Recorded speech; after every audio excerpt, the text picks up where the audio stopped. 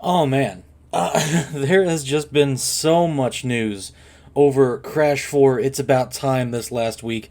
I have been so busy with work and setting up kind of extracurriculars with this whole thing that I want to do, but I want to talk about this because we have a lot of content and news to unpack and just kind of talk about today. So, the biggest issue that we've seen in the past week in the Crash community is the issue of potential microtransactions in the game. Now, what had happened was, in my opinion, this whole thing got blown completely out of proportion. Basically, what had happened was the reveal, quote unquote, was basically came from the Microsoft store for the listing under Crash Bandicoot 4 It's About Time on their website, and below the listing it mentioned in-app purchases. And everyone took this one image on the internet and just ran with it. They were just screaming microtransactions, microtransactions. Activision is going to ruin this game. I'm going to cancel my pre-order. I'm going to boycott the game. I'm going to do all this nonsense without even waiting and kind of seeing what those in-app purchases were. Because that's kind of a broad statement, just in-app purchases. That can mean anything. That can mean the totally tubular skins that are being offered as a digital pre-order bonus. It can mean future DLC down the line, with like the future tense level with the Insane trilogy. That wasn't paid, but I mean, it was DLC down the line. It was still an in-app purchase technically. I mean, that's a very broad statement. And the fact that Sony and PlayStation didn't have something to corroborate that story on their website or on their listing, it was a little bit sketch. So I wanted to wait and see what was going on. A lot of other people didn't, though. A lot of other people were going on this tirade about how microtransactions were killing the gaming industry and that they weren't going to support this franchise anymore and watch Activision kill it.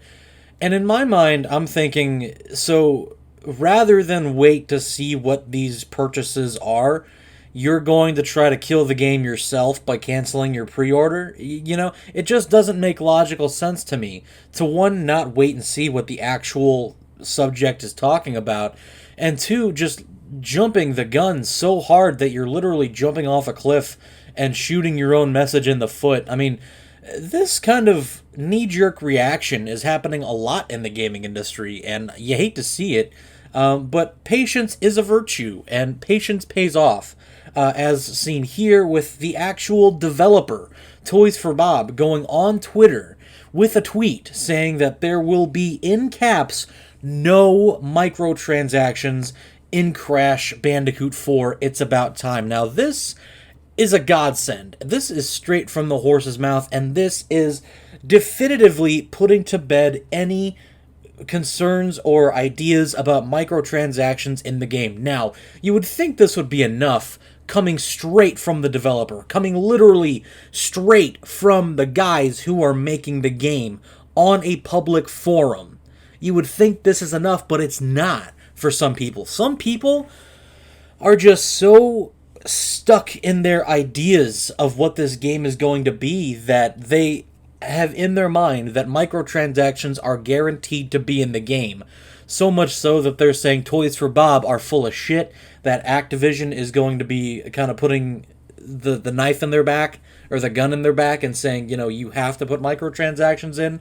And their biggest defense is what happened with Crash Team Racing Nitro Fueled. Now, back when this happened, everyone was confused, myself included. Nobody knew what happened with the details. So what had happened, short and sweet here, there is an interview on Screen Rant between a developer of the game and an interviewer. And the interviewer asked about microtransactions. Now, what the developer was told was that there would be no paid DLC for the game. There would be nothing paid for additional content down the road. He mistook that for microtransactions. He was kind of confused on the terminology. He never intended to say that there would be no microtransactions in the game. He meant that the tracks, the carts, the new Grand Prix wouldn't cost anything. So that was bad reporting, and that was kind of just a jumbled mess. What Beanox had confirmed for us, though, at that time was that there would be no microtransactions at launch, but they would be evaluated to be added later, which is exactly what happened. About a month after release, we got microtransactions into the game, but there were no microtransactions at launch. So we were not lied to. It was just very confusing. And that's something that people often forget, is that it was a confusing time. People make mistakes, but they're taking these statements as concrete that, oh, they said there would be no microtransactions. No, they didn't, dude.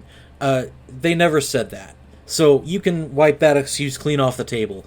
We got confirmation straight from the developer. We didn't get that from Beanox. We didn't get this tweet from Beanox. We got this tweet from Toys for Bob saying that there will be no microtransactions in the game, and if Activision or Toys for Bob tries to double back on that, that tweet is going to come back to bite them in the ass, and it's going to cost them big time. And I'm not sure that's a risk they're willing to take. So I don't think they would have gone that far out on a limb to say that if it weren't true. So, no microtransactions, hurrah! Huzzah! It's a great time to be alive. Thank God, because nobody likes microtransactions. But it's just the notion of you gotta be patient for this kind of stuff. People have already made asses of themselves making videos about this subject, and you hate to see it. You hate people try to capitalize on the clickbait and the breaking news. And while I used to actually try to be on the breaking edge of everything, and that I often saw that I didn't have all the information, and that inhibited my content, and that's not the style of video that I wanted to make. So I've been trying to practice patience myself, to not jump the gun and make sure I have all the information. Speaking of which, here is some more confirmed news from Crash 4. There's going to be over 100 levels.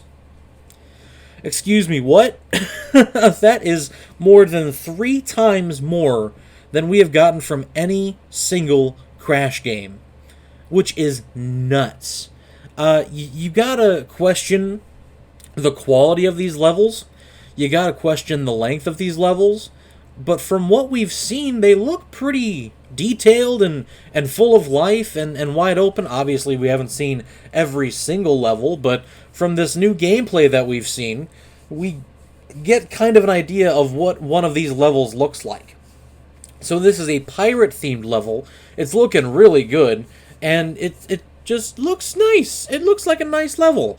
I personally can't wait to play it because it's got a nice aesthetic. It looks fun. It looks like fluid gameplay. So if we have 100 levels like that, I won't mind. But you know, I kind of question what they consider levels. Is a level a little mini-game hallway like you would see in Super Mario Bros. 3? Or are they all like this kind of scale that we see here? I can't say. I'm looking forward to seeing it, and seeing what the case is. But I would rather have, 50 good levels than 100 levels where 50 of them are good and 50 of them are mad. You know what I mean? I'm just hoping that a lot of these levels are good and that we're going to have fun with them. We don't find them boring or a trudge to get through. If they're able to make 100 levels like that and make, good on that front, hell, that's fantastic. I can't wait for it. Another big concern of the Crash Bandicoot community has been the retconning of past games. And this one has personally driven me insane. People are once again jumping the gun and saying, oh, this game is retconning every game after Crash 3. And it's just, no, that's not the case. If you know anything about this game at all, it is mentioning the multiverse. We've already got references to the multiverse.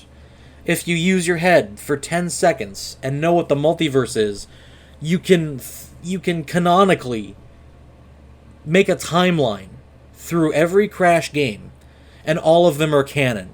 The developer has already confirmed that every game is still canon.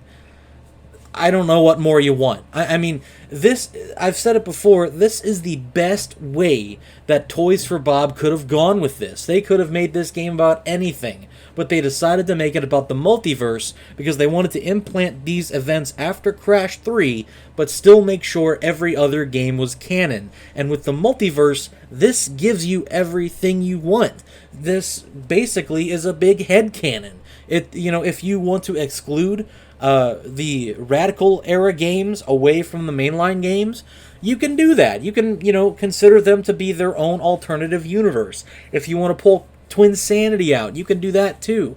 Every game is canon because it's the multiverse. I don't know what more you want.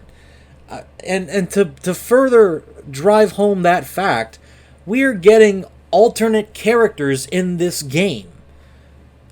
What does that mean? Well, it basically means if you have two dimensions, there are two sets of that character that exist. In this game, we are confirmed to have two versions of Tawna. The original that we know and love, and this punk rock chick that I am absolutely in love with. Quick little addendum here. This is Jeremy from the future. So I misspoke here. We are not confirmed to get two different versions of Tawna per se. We've seen from leaked art images of this game of the punk rock Tawna, of the pirate Tawna, of kind of just like the gothic Tawna, that, the blue hair, that sort of thing. We have not seen the original Tawna yet. However, where I got this from was the developer confirming through a tweet that alternative timelines will be coming into play in this game. So that basically confirms that we're going to see more than one of a particular character in this story. Whether it's Tawna, I'm not sure, but that's what I was going for with that statement. So just correcting myself, enjoy the rest of the video. So that is more leaning into that multiverse kind of aspect of the game. So does this mean we're going to see this with more characters? Hell, that would be fantastic. I don't see why they would stop at Tawna, and I don't see why they would stop especially trying to portray the fact that every Crash game is still canon. We have a multiverse of infinite characters that we can interact with and have fun with, and so this blows everything just absolutely wide open in terms of storytelling and lore-telling, I guess would be the terminology there. But I mean, just guest cameos like Spyro are all the more possible. We've even been hinted at that by the developer. I mean, this is a great time to be alive. It really feels like they had a lot of fun with this, and we're just thinking about what can we do that will feel different but will actually make everyone happy. And they're doing it, and everyone's still not happy for some reason. I just don't understand it. You got to be a miserable person to kind of be shitting on this game right now if you consider yourself to be a Crash fan. Because this, I don't know what more you want here. I'm just thankful that we're getting the game at all. And just to see that they've been blowing this shit out of the water like this, I don't know, man. I mean, with fans like this behaving the way that they are, part of me thinks we don't deserve it. Part of me thinks we don't deserve what Toys for Bob is doing for us, because they're getting shit for this.